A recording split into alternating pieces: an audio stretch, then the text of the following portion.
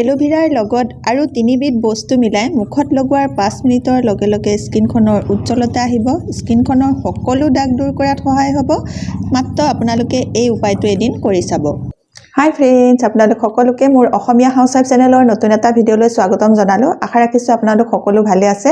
আজি মই আপোনালোকক এই এলোভেৰাৰ এটা খুব বঢ়িয়া ফেচিয়েল কৰি দেখুৱাম, যিটো ফেচিয়েল হ'ব এই নেচাৰেল পাতৰ এলোভেৰা জেলেৰে। আপোনালোকৰ ঘৰত যদি এই নেচাৰেল এলোভেৰা পাত নাই, তেতিয়াহ'লে আপোনালোকে বজাৰৰ পৰা কিনা যিটো এলোভেৰা জেল সেইটোও ল'ব পাৰে। নহ'লে আপোনালোকৰ ঘৰত যদি এলোভেৰা পাত আছে, তেতিয়াহ'লে কাটি পেলাই এডোখৰ ল'ব। এই নেচাৰেল এলোভেৰা পাতটো হ'লে বেছি ভাল হয়, কাৰণ ই আমাৰ স্কিনৰ পৰা কলা দাগ, পিগমেণ্টেশ্যন আদি দূৰ কৰাত সহায় কৰে। এই যিটো নেচাৰেল এলোভেৰা পাত, ইয়াৰ পৰা যিটো জেল ওলায়, এই জেলটো যদি সঠিকভাৱে আমি আমাৰ স্কিনত লগাব পাৰোঁ, তেতিয়াহ'লে আমাৰ স্কিনৰ পৰা পিগমেণ্টেশ্যন, কলা দাগ, ছানবাৰ্ণ এইবোৰ দূৰ কৰাত বহুত পৰিমাণে সহায় হয়। এতিয়া মই এই ফেচিয়েলটোৰ কাৰণে এটুকুৰা এলোভেৰা পাত কাটি আনিছোঁ। এই পাতটুকুৰা এতিয়া মই দুটা ভাগত ভাগ কৰি পেলাই আপোনালোকক ফেচিয়েলটো কৰি দেখুৱাম। এই নেচাৰেল এলোভেৰা জেলেৰে ফেচিয়েলটো কৰি দেখুৱাৰ আগতে আপোনালোকলৈ এটা ৰিকুৱেষ্ট আছে। আপোনালোকে যদি মোৰ এই অসমীয়া হাউচৱাইফ চেনেলটোলৈ নতুনকৈ আহিছে বা নতুনকৈ চাবলৈ আৰম্ভ কৰিছে, আগতে ছাবস্ক্ৰাইব কৰি থোৱা নাই, তেতিয়াহ'লে সোনকালে আহক আৰু মোৰ অসমীয়া হাউচৱাইফ চেনেলটো এবাৰ ছাবস্ক্ৰাইব কৰি লওক। ছাবস্ক্ৰাইব কৰিবলৈ হ'লে আপোনালোকৰ মোবাইলৰ স্ক্ৰীনখনৰ তলতে ছাবস্ক্ৰাইব বটন এটা থাকিব, সেইটো টিপি দিব। ওচৰতে এটা বেল ওলাব, বেলটো টিপি দিব। তেতিয়া মোৰ আহিবলগীয়া সকলোবোৰ ভিডিঅ' নটিফিকেশ্যন আপোনালোকলৈ যাব আৰু আপোনালোকে বঢ়িয়াকৈ ভিডিঅ'সমূহ চাই থাকিবলৈ পাব। যদি আপোনালোকে নেচাৰেল এলোভেৰা পাত লয় এনেকৈ ঘৰতে থকা, তেতিয়াহ'লে আপোনালোকে পাতটো কাটি পেলাই খুব ধুনীয়াকৈ ধুব। ধোৱাৰ পাছত আপোনালোকে থিয়কৈ এনেকৈ 20 মিনিট ৰাখি দিব। 20 মিনিট ৰখোৱাৰ পাছতহে আপোনালোকে এই পাতটো ব্যৱহাৰ কৰিব পাৰিব। যদি কাটি আনিয়ে আপোনালোকে এই এলোভেৰা পাতটো মুখত লগায়, তেতিয়াহ'লে মুখখন খজুৱাব। বহুতৰ এনেকুৱা কমেণ্ট আহে যে আমি মুখত এলোভেৰা জেল লগাব নোৱাৰোঁ, এলোভেৰা জেলে আমাৰ মুখখনত খজুৱাৰ কাৰণটোৱে হ'ল সেইটো। আপোনালোকে এলোভেৰা পাতটো কাটিয়েই নিশ্চয় মুখত লগাই দিয়ে।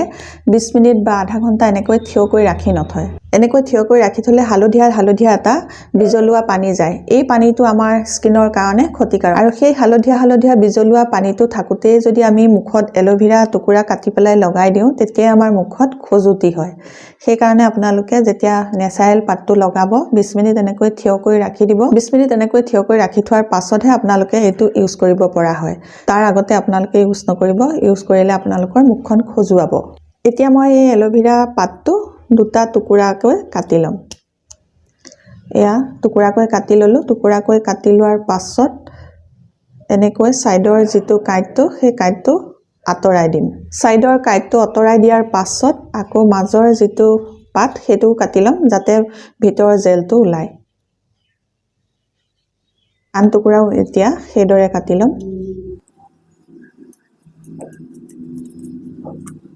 এই দুইটা টুকুৰা ওপৰৰ পাতটো কাটি জেলটো উলিয়াই ল'লোঁ। জেলটো উলিয়াই লোৱাৰ পাছত এতিয়া এই দুটুকুৰা ধুই ল'ব লাগিব। এনেকৈ যদি ধুই লৈ আপোনালোকে মুখত লগায়, তেতিয়াহ'লে আপোনালোকৰ মুখখনত খজুতি নহ'ব। এই দুটুকুৰা মই দুটা ষ্টেপত ব্যৱহাৰ কৰিম। ব্যৱহাৰ কৰাৰ আগতে এতিয়া মই পাত দুটা ধুই ল'ম। ধুই লোৱাৰ পাছত আপোনালোকক দেখুৱাই আছোঁ। এই টুকুৰাটো এতিয়া মই এখন কাটা চামুচ আনিছোঁ। আনি এনেকৈ ফুটা কৰি ল'ম। এনেকৈ ফুটাকৈ ফুটাই ল'ব, যাতে ইয়াৰ ভিতৰৰ জেলটো খুব ধুনীয়াকৈ ওলাই আহে আৰু সেই জেলটো আমাৰ মুখত ধুনীয়াকৈ লাগি যায়। এতিয়া মই আপোনালোকক এইটো ফুটা কৰি দেখুৱালোঁ। ফুটা কৰি দেখুৱাৰ পাছত আনিছোঁ অকণমান পিচি লোৱা চেনি। পিচি লোৱা চেনিতে এইটো জেলটো লগাই ল'ম। এতিয়া মই চেনিখিনি এই পাতটোতে লগাই ল'লোঁ। লগাই লোৱাৰ পাছত এতিয়া মই মুখখন মাছাজ কৰিম। চেনিখিনি এলোভেৰা পাতটোত লগাই লোৱাৰ পাছত মুখখনত 5 মিনিট আপোনালোকে ধুনীয়াকৈ মাছাজ কৰিব। এনেদৰে আপোনালোকে এলোভেৰা ব্যৱহাৰ কৰিলে মুখৰ পৰা কলা দাগ, পিগমেণ্টেশ্যন যোৱাত সহায় হ'ব। যদি স্কিনত আপোনালোকৰ ছানবাৰ্ণ হৈছে, তেতিয়াহ'লে এই দুটা নিয়মেৰে আপোনালোকে এলোভেৰা লগাব। এনেদৰে আপোনালোকে খুব ধুনীয়াকৈ স্কিনখন 5 মিনিট মাছাজ কৰি থাকিব।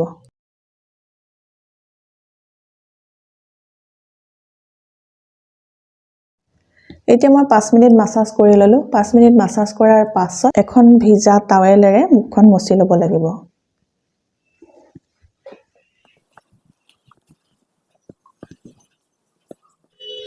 হৈ গ'ল। এতিয়া মই কৰিম সেকেন্ড স্টেপটো সেকেন্ড স্টেপটোত মই আৰু এটুকুৰা এলোভেৰা যে থৈ দিছিলো সেই এলোভেৰা টুকুৰাটো লম এই এলোভেৰা টুকুৰাটো মই থৈ দিছিলো এই এলোভেৰা টুকুৰাটো এতিয়া মই আকৌ এই কাটা চামুচখনে অলপ অলপ ফুটাই ফুটাই দিম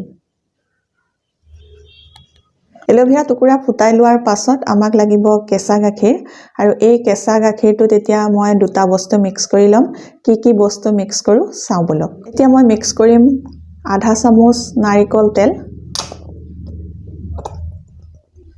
ইয়াত নাৰিকল তেল দি ললো নাৰিকল তেলে আমাৰ স্কিনৰ কলা দাগ দূৰ কৰাত সহায় কৰে আৰু গাখীৰে আমাৰ স্কিনখন কলা দাগ দূৰ কৰাত সহায় কৰে গাখীৰে আমাৰ স্কিনখন বগা হোৱাত সহায় কৰে আৰু নাৰিকল তেলটো আৰু এটা কাৰণে দিয়া হৈছে এতিয়া যেহেতু ঠাণ্ডা দিন স্কিনখন ময়শ্চাৰাইজ হৈ থাকিব লাগিব ড্ৰাই হ'ব নালাগে সেই কাৰণে নাৰিকল তেলও দিয়া হৈছে আৰু ইয়াৰ লগতে মিক্স কৰিম এতিয়া গ্লিচাৰিন লম মই আধা চামুচ এতিয়া তিনিটা বস্তু মই এয়া মিক্স কৰি লৈছো গাখীৰ নাৰিকল তেল আৰু গ্লিচাৰিন তিনিটা বস্তু মিক্স হৈ গল মিক্স হৈ যোৱাৰ পাছত এতিয়া আনিছো এই এলোভেৰা ফুটাই থোৱা টুকুৰাটো এই এলোভেৰা টুকুৰাটো ইয়াতে ডুবাই লম ডুবাই পেলাই মুখখনত মাসাজ কৰিম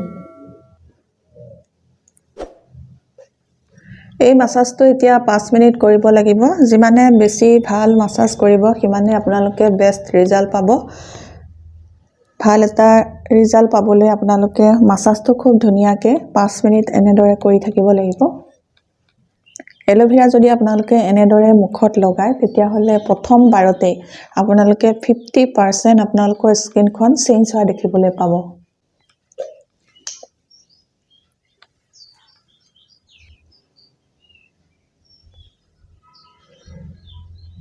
এনেদৰে আপোনালোকে এটো মাসাজ কৰি লব মাসাজ কৰাৰ পাছত 5 মিনিট এনেকে মুখতে লাগি থাকিবলৈ দিব 5 মিনিটৰ পাছত আপোনালোকে কি কৰিব লাগে দেখুৱাই আছো মুখখনত এটো লগাই পেলাই মই এতিয়া 5 মিনিট ৰাখি দিলো 5 মিনিটৰ পাছত মই আকৌ এখন টাৱেলখন ভিজাই আনিছো ভিজাই পেলাই মুখখন আকৌ এবাৰ এনেদৰে মুছি লম